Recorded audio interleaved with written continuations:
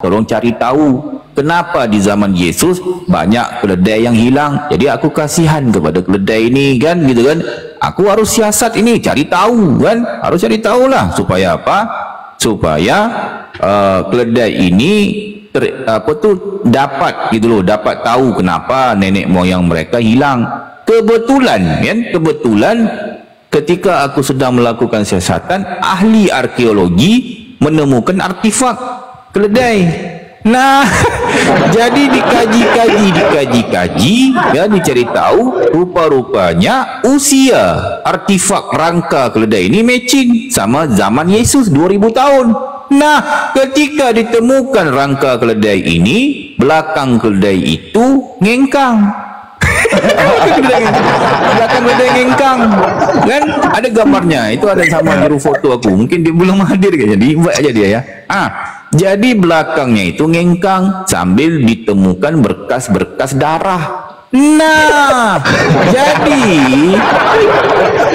jadi matching ya, jadi kebetulan menemukan itu. Jadi aku terus melakukan siasatan kan. Aku baca Bible, ketemu satu perikop Yesus nyolong keledai. Nah, kan? Jadi di Bible itu ada ayat. Ini Kristen ini belum baca Bible, malah mereka marah-marah aku.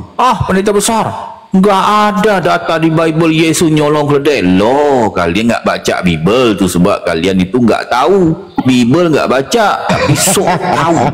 Botol. Ini ya. Ini. Jadi di Matius 21 titik bertindih 1 kurang 11. Ini ya, kita baca ya. Ketika Yesus dan murid-muridnya telah dekat Yerusalem dan tiba di Bethphage yang terletak di Bukit Zaitun, Yesus menyuruh dua orang muridnya dengan pesan. Ini gampang loh analogi, gini aja sih aku kasih itu analogi yang gampang dipahami ya. Di sini ada 3 orang preman.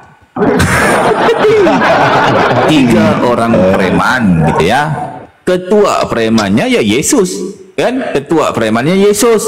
Anak buahnya siapa ya? Ini jadi 2 orang ini, 2 orang muridnya, ini anak buahnya. Ketua preman ini berpesan kepada 2 orang anak buahnya dengan pesan. Apa pesannya? Ini ya, kita baca ya. Pergilah ke kampung yang di depanmu itu, dan di situ kamu akan segera menemukan seekor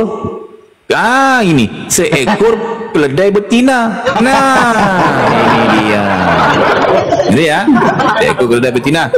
Ini ya Bang Enci, aku pernah tanyakan kepada seorang uskup agung di Vatikan loh, aku nanya dia, uskup, ini kenapa keledai betina, enggak keledai jantan? Pelangak pelongok itu.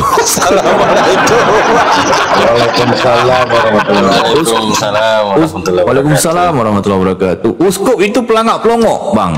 Enggak bisa jawab dia. Aku nanya soalan gampang loh, kenapa di sini keledai betina, enggak keledai jantan? Lah, uskup agung mencret nggak bisa jawab, nangis di pojokan. Uskup agung botol, kan? Nah, tapi nggak apa-apa. Ini kalau uskup agung pun di Vatikan nggak bisa jawab, apalagi kalian jemaat pendeta sekolah minggu lagi nggak bisa jawab, botol, ya? Siap-siap aku nanya kalian. Lanjut ya. Ini ada perintah ketua preman kepada anak buahnya. Ada keledai betina tertambat dan anaknya ada dekatnya. Nah, ini lepaskanlah keledai itu dan bawalah kalau kita banyak nanti nggak cukup masa 3 hari. Dia suruh anak buahnya itu melepaskan keledai itu, bawa pula kepadanya.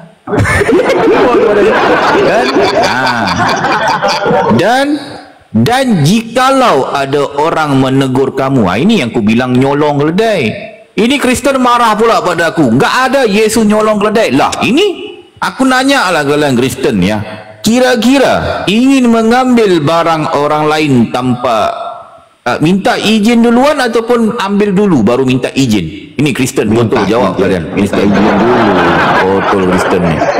Jadi jika ingin mengambil barang orang itu harus minta izin dululah. Ngapain lepaskan dulu? Udah terpergok baru minta ngomong. Apa ini? Kan? Jadi ini namanya kalau mengambil barang orang lain tanpa minta izin, ya jelaslah nyolong. Malahan ku bilang ya, malahan diugutnya pula pemilik kedai itu. Ini ya. Dan jikalau ada orang menegur kamu, katakanlah ketua preman memerlukannya, kurang ajar, diugut tu pemiliknya tu. Kita enggak tahu ni lo.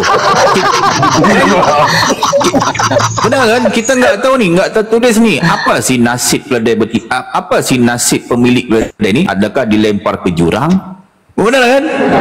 Ataupun disalib pemiliknya sebab diugut loh Indo. Katakan ketua aku memerlukannya, udahlah enggak minta izin, kan diugutnya lagi. Ini section berapa ni? Section ugutan loh, kanun jenayah ni loh. Hati-hati loh. Jadi kalian Kristen jangan ngomong aku tu enggak pakai data ni, data valid di Bible. Kalau aku bilang Yesus itu nyolong, dan ini datanya, data valid ini di Bible. Masa kalian membantah Bible? Oten botol kafir. Ya. Jadi ini data validnya.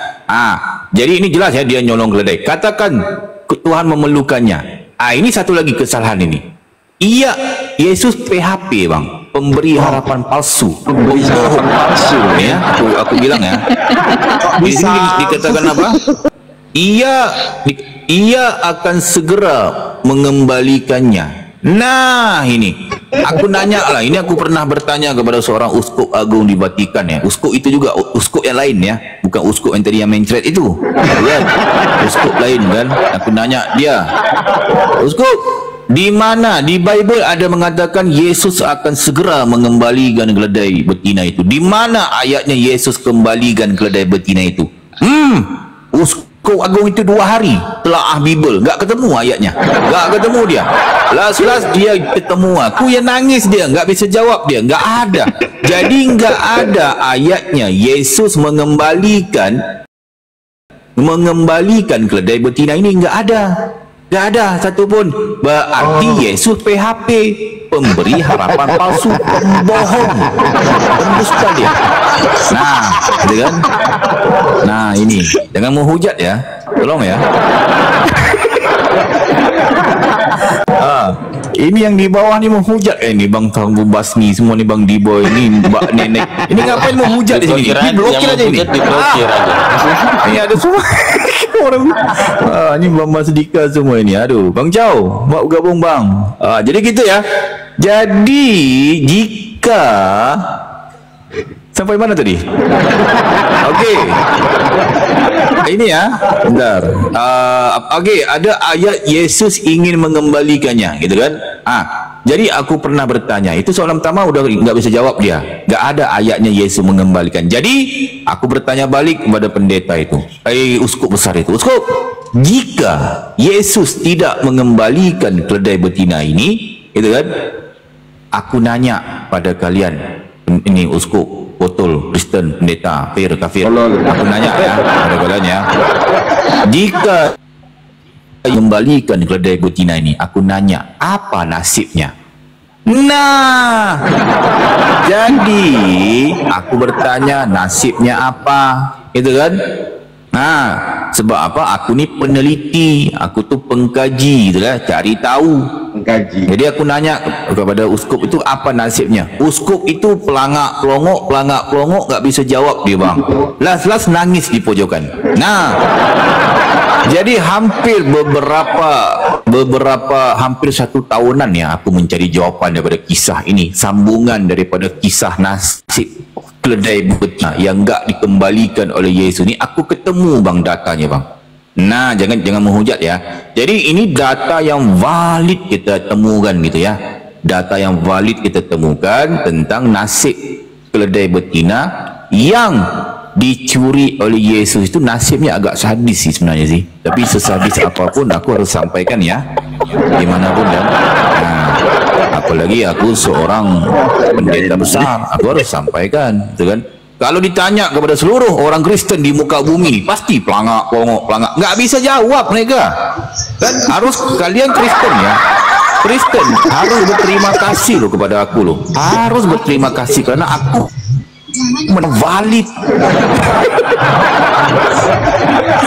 Aku menemukan data-data yang valid nasib keledai betina itu gitu loh. Ini kalian marah-marah aku kan? Kalian malah duduk di gereja aja jingkrak mabuk. Aku mau menyalahkan aku. Harusnya kalian berterima kasihlah kepada aku menyarikan data-data yang valid daripada Bible gitu kan tentang nasib keledai betina itu. Ini aku bacakan ya. Jadi hampir 1 tahun aku mencari tahu, ketemu satu data kan. Aku membacakan yang pun nggak sanggup sih, agak sadis sih nasibnya itu. Jadi kita bacakan ya. Jadi aku ketemu bang sambungan daripada nasib keledai betina itu. Ini ya, jangan mau hujat ya, kita nggak bisa ya. Ini kita bacakan ya. Jadi sambungan daripada nasib keledai betina itu ada di sini, di mana Alkitab terbitan 1920.